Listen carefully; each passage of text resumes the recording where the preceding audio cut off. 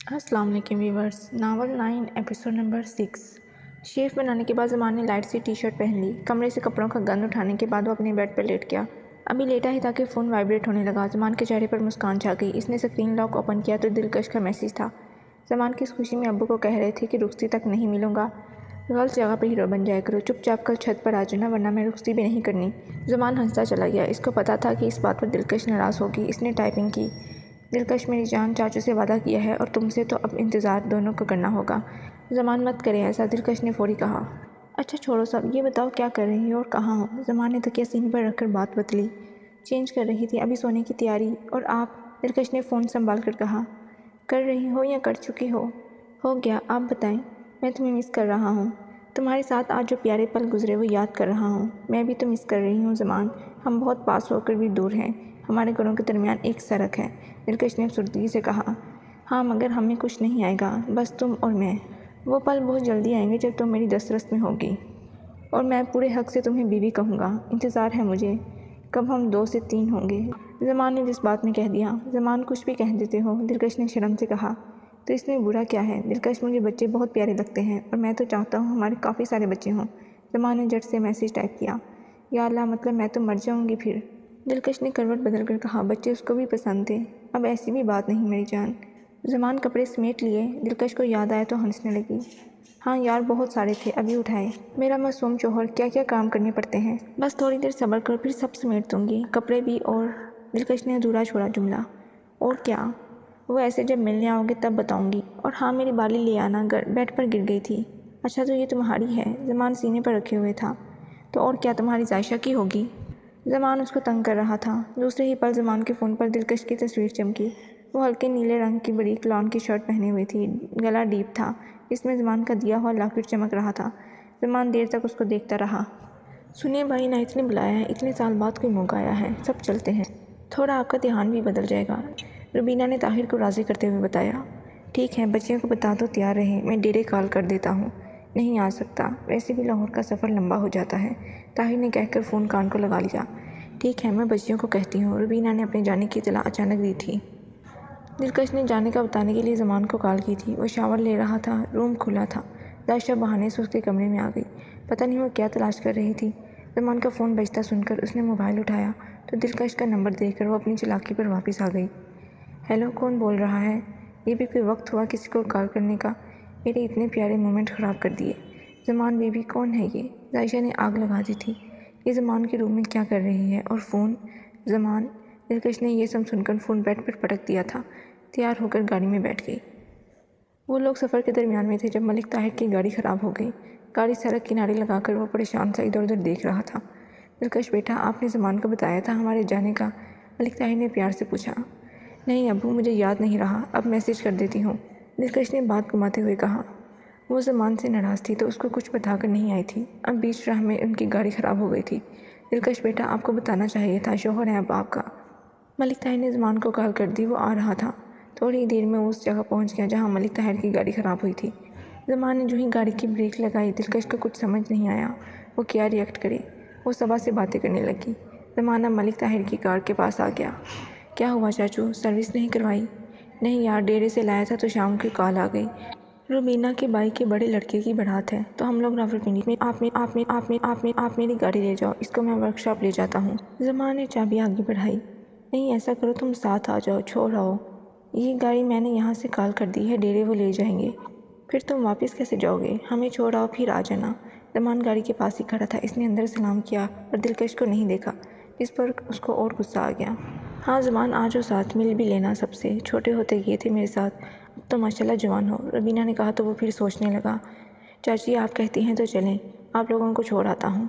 आए। ज़मान ने गाड़ी का दरवाज़ा खोला। रुबीना और सबा उतरकर ज़मान की गाड़ी में बैठ गई। ज़मान ने सारा सामान भी रख दिया। अब एक बैग जो अंदर सीट पर था वो लाने वापस आया। दिलकश अभी भी अंदर थी। ज़मान ने बिना उसको देखे बैग उठा लिया। दिलकश को इतना बुरा आज तक नहीं लगा जितना उसको अभी लग रहा था, जबकि वो नाराज़ थी, ज़मान नहीं।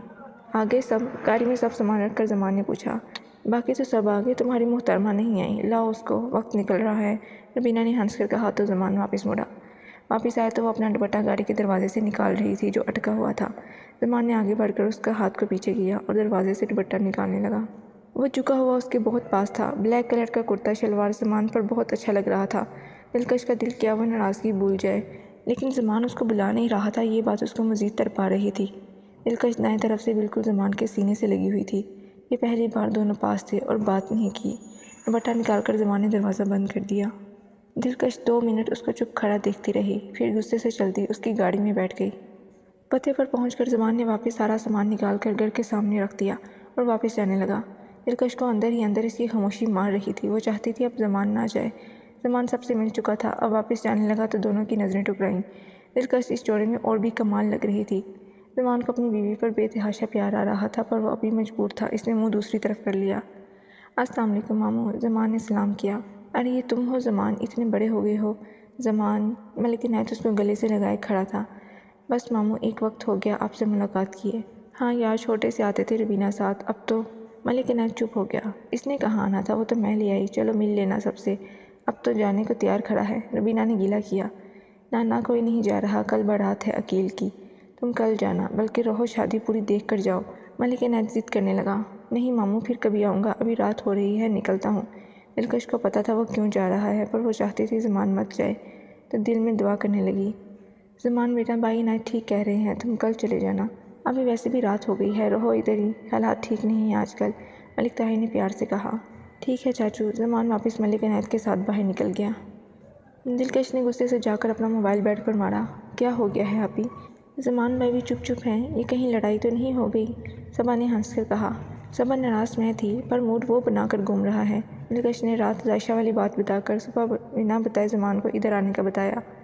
آپ کی غلطی ہے، آپ کو پتہ ہے زمان بھائی صرف آپ کو چاہتے ہیں، اور وہ عائشہ چڑیل کی باتوں میں آپ نے ان کو بتایا بھی نہیں ہمارے آنے کا، ان کا ناراض ہونا بنتا ہے، صبا نے دلکش کو سمجھایا۔ صبا تو کیا میں سوری کہوں زمان کو؟ دلکش نے معصومیت سے کہا۔ صبا ہنسنے لگی۔ ہاں جی، آپ سوری کریں اپنے شوہر بلکہ مجنوں سے، مجھے پتہ ہے اب گھر نہیں آئے گا یہ لڑکا، میری جان لے گا قسم سے، دلکش نے دکھ سے کہا اور بیڈ پر بیٹھ گئی۔ کیوں ناراض ہو، اور کھانے سے کیا ناراضگی؟ وہ لڑکیوں کے کمرے میں جا رہا تھا جب دلکش نے اسے راستے میں روک لیا۔